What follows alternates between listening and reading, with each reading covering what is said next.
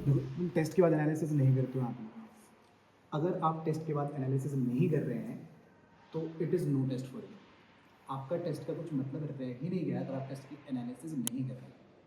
ठीक है, ये बस खाना खाना और उसे नहीं पचाना, ऐसी बात होगी। ठीक है, तो टेस्ट का एनालिसिस करना बहुत इंपॉर्टेंट है। करोगे कैसे? देखो एक एग्जांपल है मेरे पास, इधर आओ, इधर आओ। देखो ये अपन फर्स्ट डे से है, ये लड़का पहले दिन से मेरे पीछे पड़ा है कि सर देखो ब्लंडर्स क्या है मेरे टेस्ट में।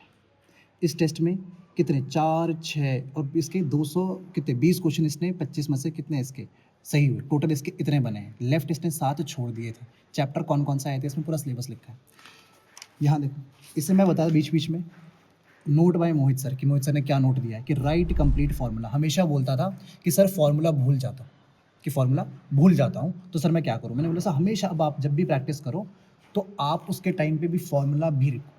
तो देखो 3 तरीके हैं आपके पास, कि आपके पास 3 वेज हैं कि किस तरीके से आप क्या मिस्टेक हो सकती है। या तो पहली मिस्टेक ये कि आपका क्वेश्चन गलत कैसे हुआ, आपने पढ़ा ही नहीं, आपको कॉन्सेप्ट ही नहीं आता, आपको कॉन्सेप्ट नहीं आता था, यानी कि आपने उसकी पढ़ाई नहीं करी। पहले तो यही दिक्कत होगी। दूसरी दिक्कत आपको ये होने वाली कि आपने कॉन्सेप्ट तो पढ़ा लेकिन वो याद नहीं आया, उस मोमेंट पे वो क्लिक ही नहीं हुआ कि ये होता है, यानी कि आप फॉर्मूला भूल चुके। तीसरी चीज़, आपको कॉन्सेप्ट भी आता था, आपको अप्रोच भी आती थी और आपको फॉर्मूला भी आता था कि इसमें फॉर्मूला लगेगा क्या, लेकिन आंसर बी टिक करना था और आपने सी टिक कर दिया, यानी कि आपसे हो गई एक सिली मिस्टेक। क्या हो गई? Silly mistake. यही तरीका है। इसका सोल्यूशन क्या है? पहली चीज़, अगर आपको कॉन्सेप्ट नहीं आता तो देखो इसने कितना अच्छा काम किया। इसने बनाई है एक मिस्टेक नोटबुक। मिस्टेक नोटबुक कैसे बनाई है? सपोज ये है इसका मैग्नेटिज्म एंड मैटर।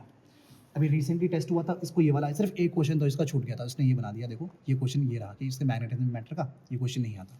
और कोई भी आप चैप्टर उठा के देखें, सपोज ये है इसका क्या है, bio 11th cell the unit of light. इसको ये वाले क्वेश्चंस नहीं, इसको एग्जाम में इसमें डिफिकल्टी आई, पूरा बना दिया कि मुझे क्या क्या चीज़ में डिफिकल्टी आई। अब इससे फ़ायदा क्या हुआ इसका? मैंने इससे पूछा इससे तुम्हें फ़ायदा हो रहा है? एक्चुअली आप इसके मार्क्स देखेंगे, एक्चुअली में इंप्रूव हो रहा है। और इससे फ़ायदा क्या हो रहा है? जब ये रिवीजन करने जाता है ना तो पूरा चैप्टर रिवाइज नहीं करता, ये एक बार देख लेता है कि हाँ ये चीज़ मुझे पिछली बार दिक्कत आई थी, और पुराना ये बहुत अच्छे से कर लेगा और पुराना वाला एक बार देख लेगा। और एक्चुअली में दिस हेल्प्स इन रिविजन। ठीक है, तो इस तरीके से आप लोग अगर करेंगे आप लोगों को बहुत ज़्यादा फायदा होने वाला है। तो इसका सोल्यूशन तो मिल गया कि कॉन्सेप्ट अगर नहीं आता है तो किस तरीके से रिवाइज करना है। कॉन्सेप्ट अगर आता है याद नहीं है तो क्या तरीका है? जितनी बार भी प्रैक्टिस करें तो उसे बार लिख के ज़रूर देखें।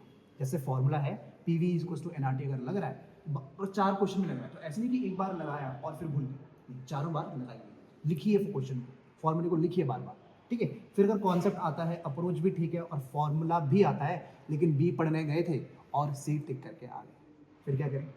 इस चीज़ में आपको तीनों चीज़ें साथ में काम करना है। आपका दिमाग, आंखें और हाथ साथ में चलना चाहिए। आपसे पूछा गया है कौन सा ट्रू है, तो अंडरलाइन कीजिए कि आपसे ट्रू पूछ रहा है, फॉल्स नहीं पूछ रहा है, वरना आपको सब चीज़ आती हैं, चीज़ें गलत कर दोगे। Underlining is very important in examination. पूरा पेपर अंडरलाइन नहीं कर रहा है, सिर्फ इंपॉर्टेंट चीज़ें अंडरलाइन, ये सर्कल कर दो कि ट्रू पूछ रहा है। ठीक है, तो सब लोग क्या करेंगे? एक एनालिसिस कॉपी और एक मिस्टेक। ठीक है, you can do this for me.